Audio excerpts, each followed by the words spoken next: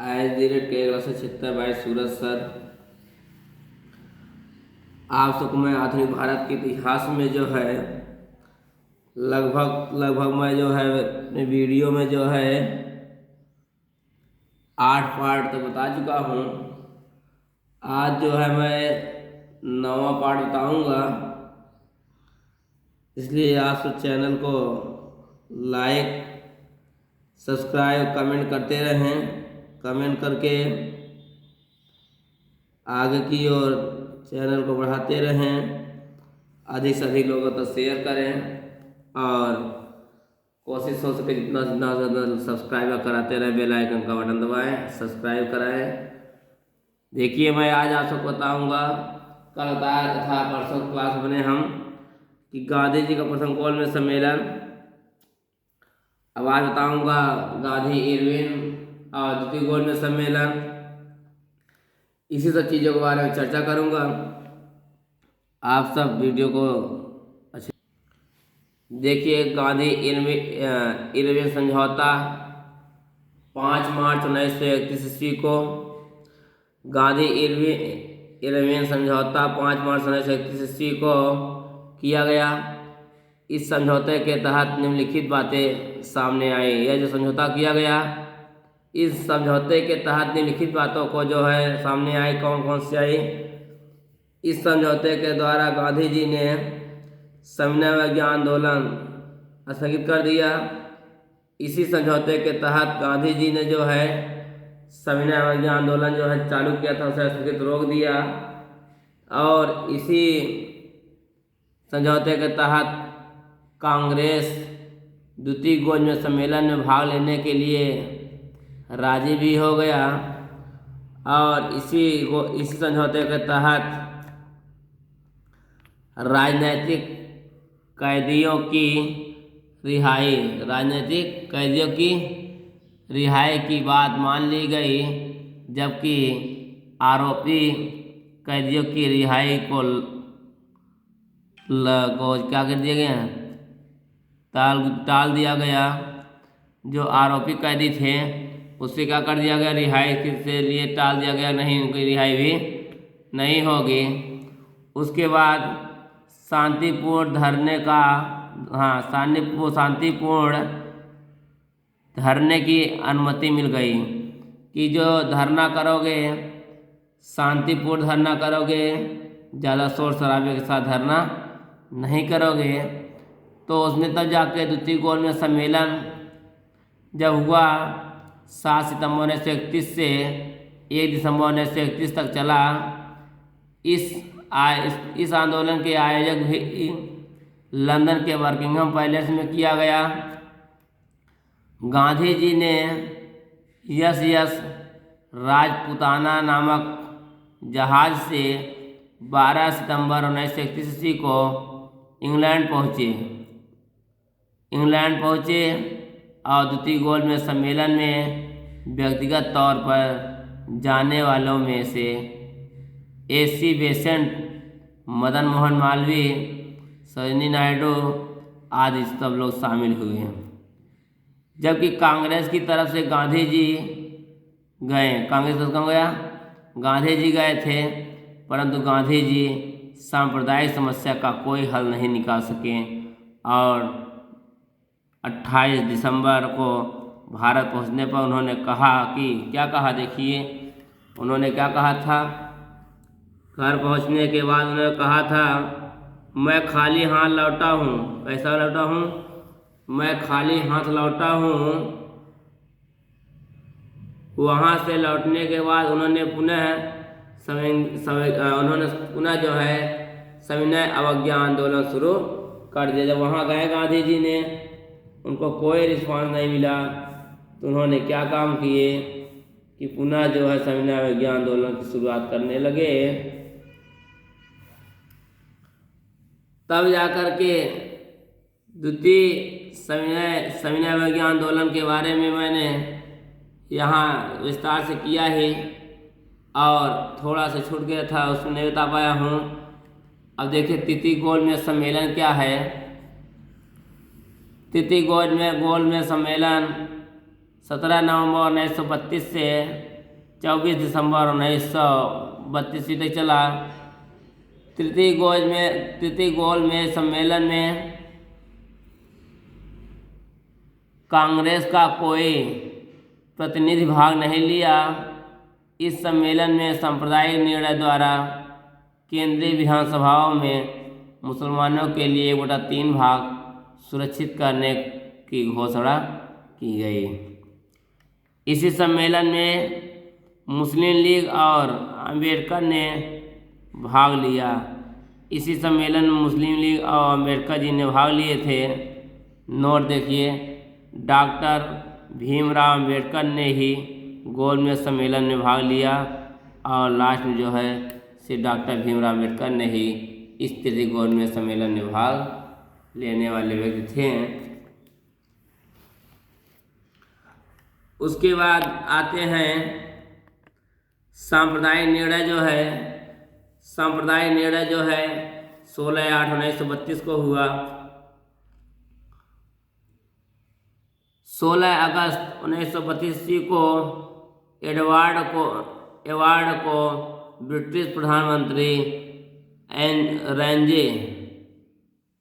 रेंजे McDonald ने प्रस्तुत किया, जिसमें हरिजनों के लिए प्रथम निर्वाचन की बात की गई।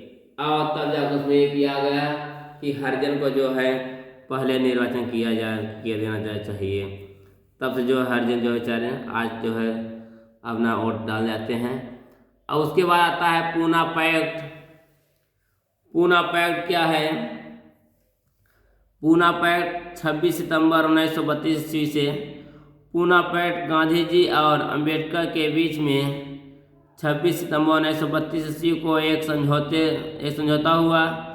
इस समझौते के तहत सांप्रदायिक निर्वाचन को नकार दिया गया, परंतु हरिजनों की कुल सीटों की संख्या 71 से बढ़ा करके 147 कर दिया गया। परंतु हरिजनों की जो कुल सीटों की संख्या जो है बढ़ा दिया गया कि हरिजन की जो सीटों की संख्या है उसे बढ़ा दिया जाए।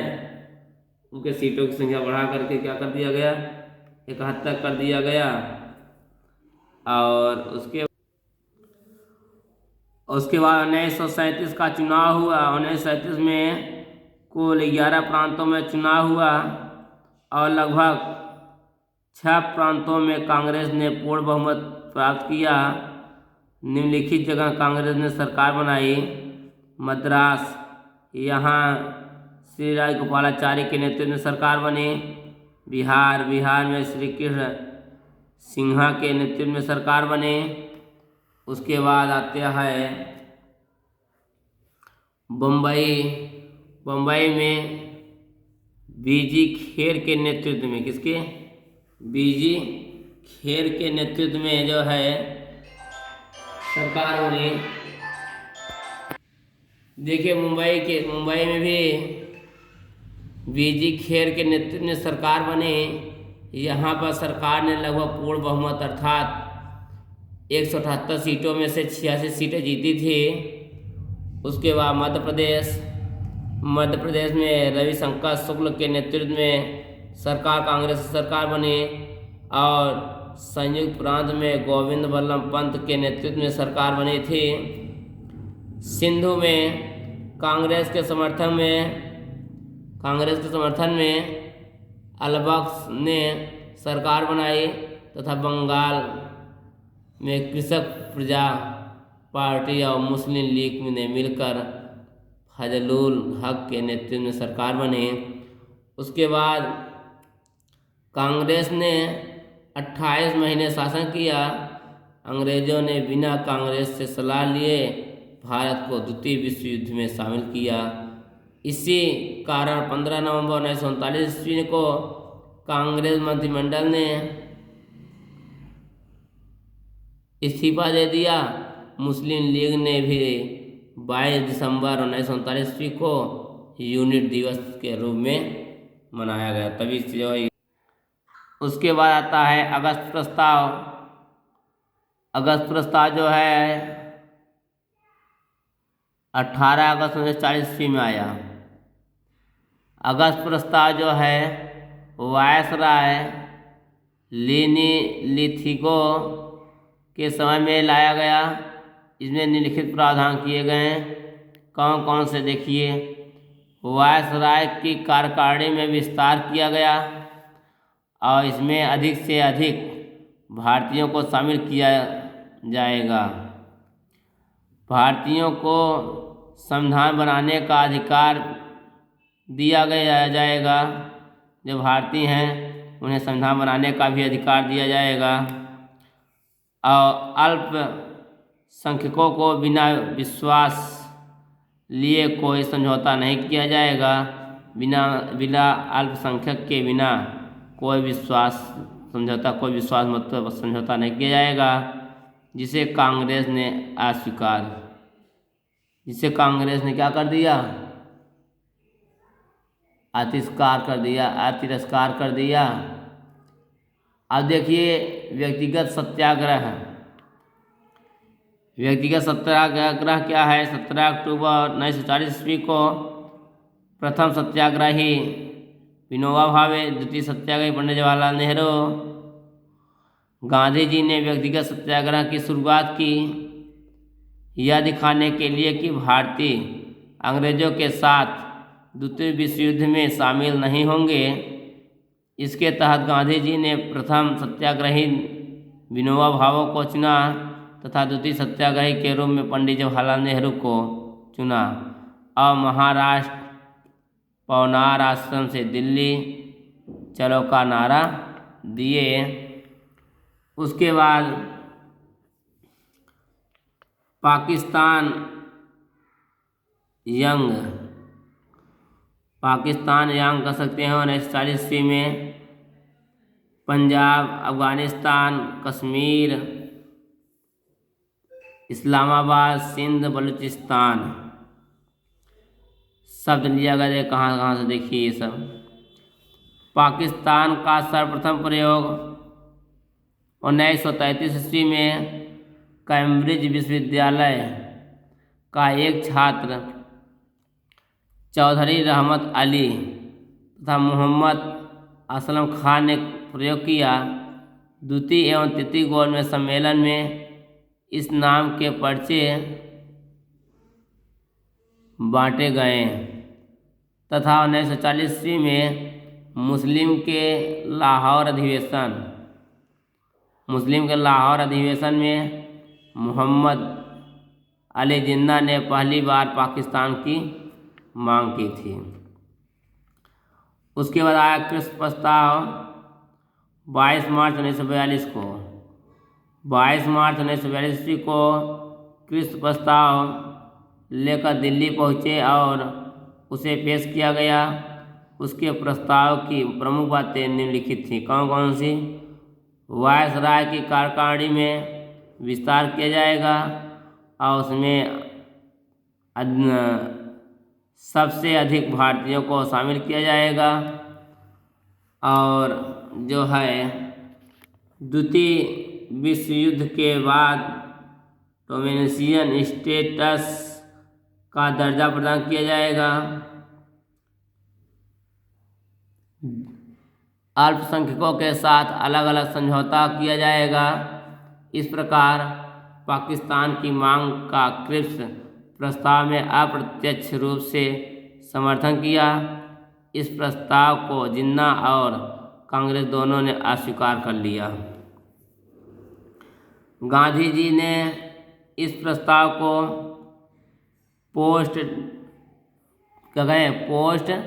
डेटेड चेक कहा, जबकि पंडित जवाहरलाल नेहरू ने क्रिप्स प्रस्ताव को क्या कहा, इबता हुआ बैंक बताया। डूबता हुआ बैंक क्या बताया, अच्छा डूबता हुआ बैंक बताया।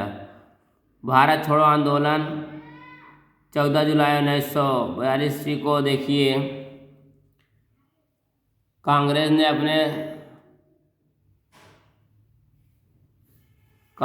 अपने वर्षा सम्मेलन में, भारत छोड़ो आंदोलन के सम्मेलन में वर्षा प्रस्ताव पास किया तथा यह निर्णय लिया गया कि भारत छोड़ो आंदोलन किया जाएगा। 8 अगस्त 1942 ईस्वी को बम्बई के ग्वालियर टैंक मैदान में भारत छोड़ो आंदोलन पास हो गया।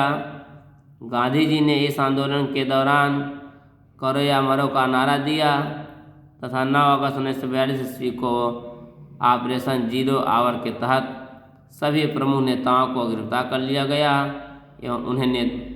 एवं उन्हें आगा खां पैलेस में रखा गया, जबकि अन्य नेताओं को अहमदनगर के किले में कैद कर दिया गया।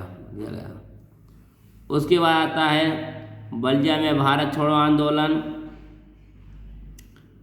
नेपाल में बनी बलिया में प्रथम राष्ट्रीय सरकार चीतू पांड्या के नेतृत्व में। उसके बाद तमिलनाडु आया, बंगाल के सतारा आया। ये सब जो है तमाम जो है प्रकार के जो है आंदोलन चालू किए गए।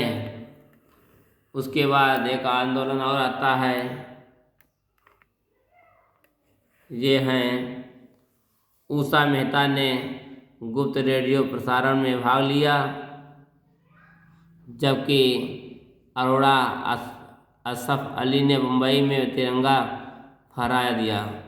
जयप्रकाश नारायण, राम मनोहर लोहिया, बीजू पटनायक आदि ने महत्वपूर्ण भूमिका निभाई थी। 1942 ईस्वी के भारत छोड़ो आंदोलन के दौरान निम्नलिखित 3 जगह पर अस्थायी भारत की सरकारें बनी। बलिया में उत्तर प्रदेश चित्तू पांडे,